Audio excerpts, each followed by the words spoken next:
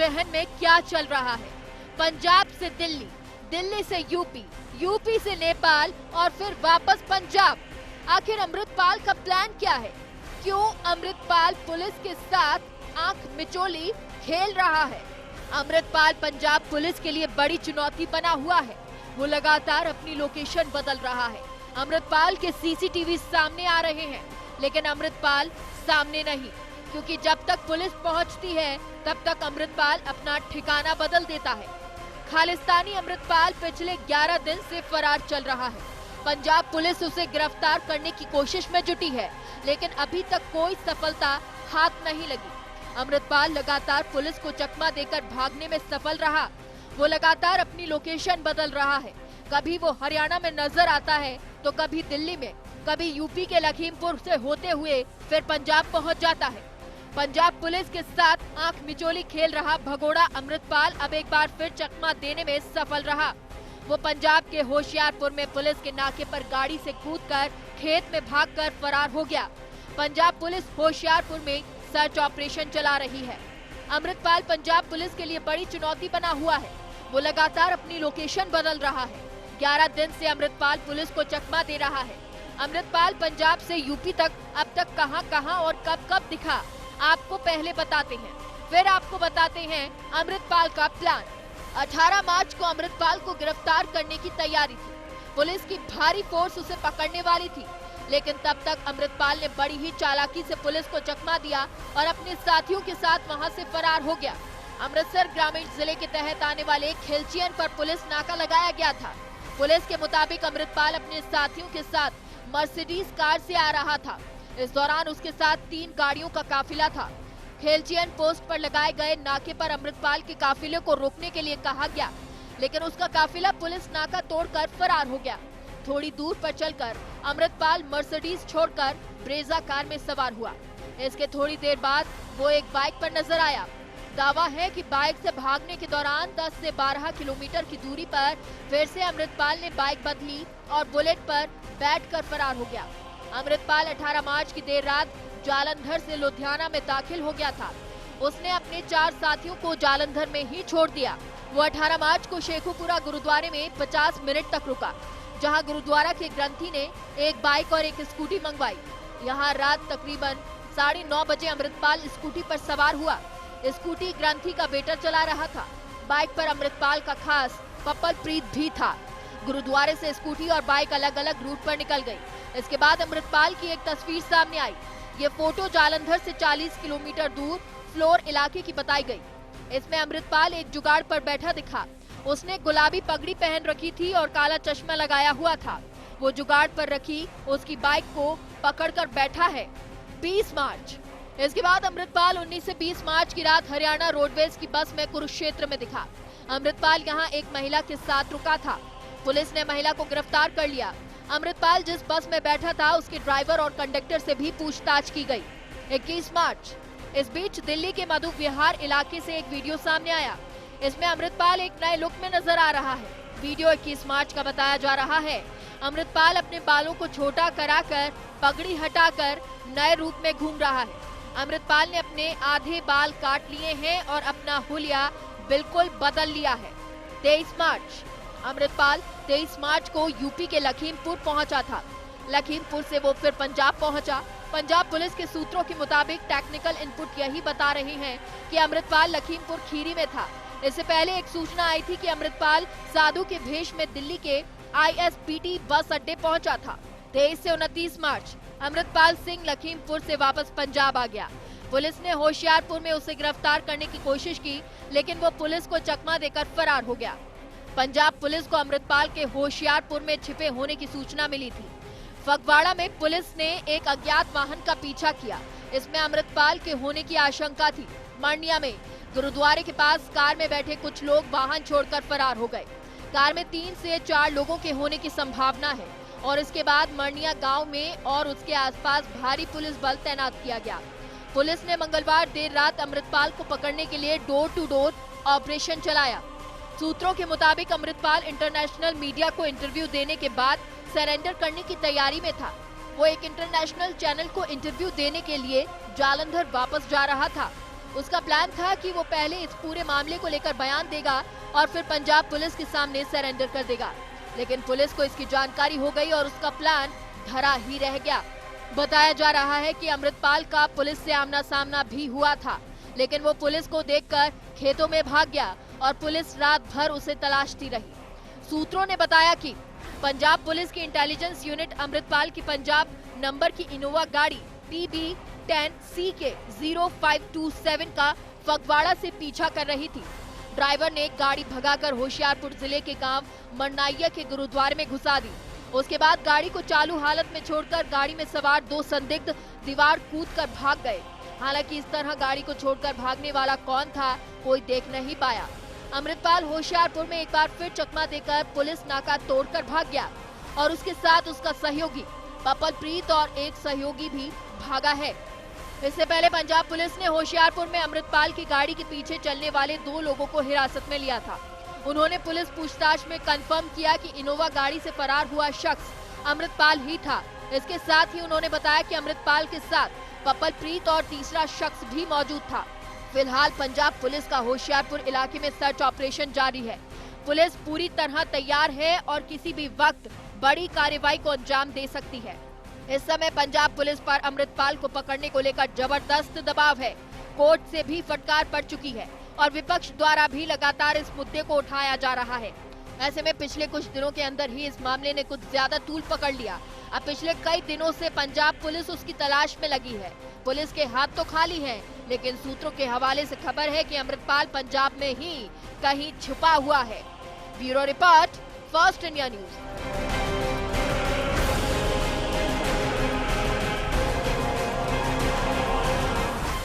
Punjab police के operation Amritpal को 12 दिन से ज्यादा का समय बीत गया है, मगर अभी तक अमृतपाल सिंह कहां है ये किसी को नहीं पता। हर रोज अमृतपाल के कभी नेपाल तो कभी दिल्ली भागने की खबर आती है, लेकिन पंजाब से ही अब अमृतपाल का लेटेस्ट वीडियो सामने आया। इस वीडियो के बाद अमृतपाल ने पुलिस के सामने सरेंडर करने की शर्त रखी। क्या अमृतपाल का नया प्लान, देखिए इस खास रिपोर्ट में। खालिस्तान समर्थक अमृतपाल और पंजाब पुलिस के बीच चूहे और बिल्ली का खेल अभी जारी है। 12 दिन बीत जाने के बाद भी पंजाब पुलिस अमृतपाल को पकड़ नहीं पाई। अमृतपाल पुलिस से बचने के लिए बार बार लोकेशन बदल रहा है। अमृतपाल की तलाश में पुलिस लगातार छापेमारी कर रही है। उसे लेकर रोज नई नई जानकारी सामने आ रही है। अमृतपाल भी सिर्फ वीडियो में ही सामने आ रहा है, लेकिन वो अभी तक पुलिस की पकड़ से दूर है। अमृतपाल सिंह के श्री हरिमंदिर साहिब के पास में सरेंडर करने की चर्चा थी। अमृतपाल के आत्मसमर्पण की खबर के साथ ही पंजाब में अलर्ट जारी कर दिया। सारे शहर में सुरक्षा व्यवस्था सख्त कर दी गई। बठिंडा के तलवंडी साबू में भारी पुलिस बल को तैनात कर दिया गया। सूचना थी कि अमृतपाल यहां भी आत्मसमर्पण कर सकता है। इसके लिए अमृतपाल ने पुलिस के सामने 3 शर्तें भी रखी। अमृतपाल का कहना था कि उसकी गिरफ्तारी को आत्मसमर्पण दिखाया जाए, उसे पंजाब की जेल में रखा जाए, ना कि कहीं बाहर, और जेल या पुलिस कस्टडी में उसकी पिटाई न की जाए। जानकारी मिली कि अमृतपाल सरेंडर के इरादे से ही पंजाब पहुंचा था, लेकिन रास्ते में पुलिस उसके पीछे लग गई और तब से वो अंडरग्राउंड हो गया। अमृतपाल के पास अब कोई विकल्प नहीं बचा। पंजाब पुलिस ने उसे हर तरफ से घेर लिया। पंजाब के होशियारपुर के पंडोरी बीबी गांव में एडीजीपी गुरविंदर सिंह ढिल्लों की अगुवाई में पंजाब पुलिस की बड़ी अधिकारियों और जवानों की टीम चप्पे चप्पे पर तैनात है। पुलिस और अमृतपाल के बीच में कुछ धार्मिक नेता बिचौलिया का काम कर रहे हैं। सिखों की 5 तख्तों में से एक बठिंडा स्थित श्री दमदमा साहिब में भी अमृतपाल के सरेंडर करने की आशंका जताई जा रही है। इससे पहले खबर आ रही थी कि वो स्वर्ण मंदिर में सरेंडर कर सकता है। इस बीच 18 मार्च को फरार होने के बाद अमृतपाल सिंह का पहला वीडियो सामने आया है। वीडियो में वो देश विदेश में बसे सिख समाज से बैसाखी पर सरबत खालसा यानी धर्म सभा बुलाने की अपील करता दिख रहा है।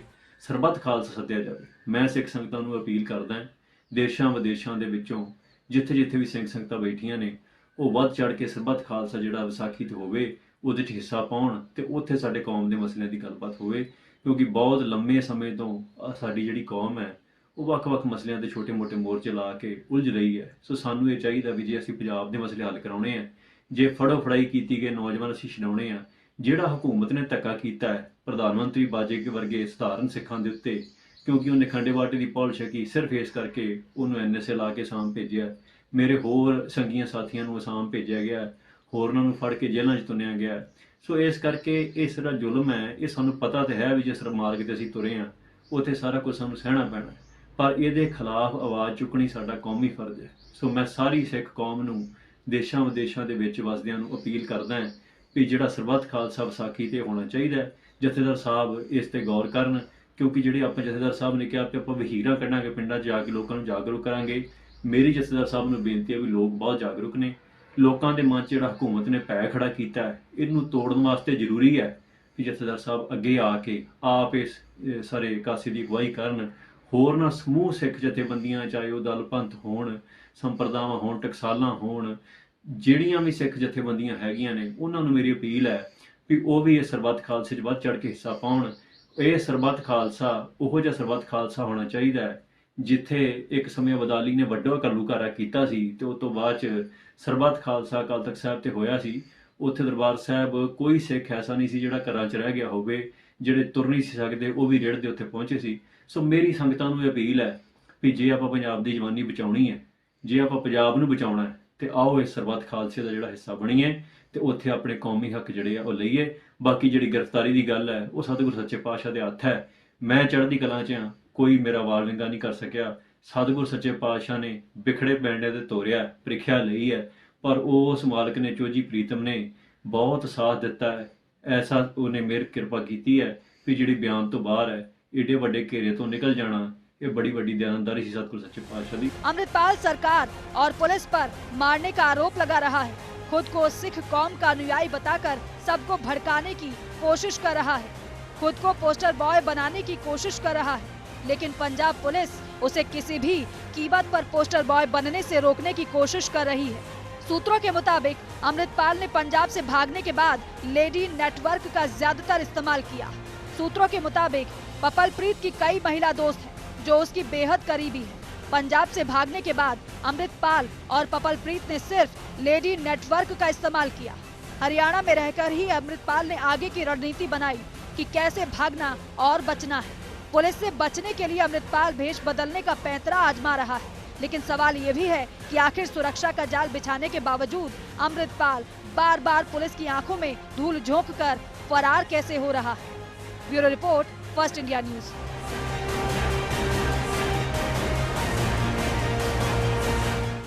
यहां रुकते हैं एक छोटे से ब्रेक के लिए। ब्रेक के बाद आपको बताएंगे अमृतपाल को लेकर क्या है नए खुलासे।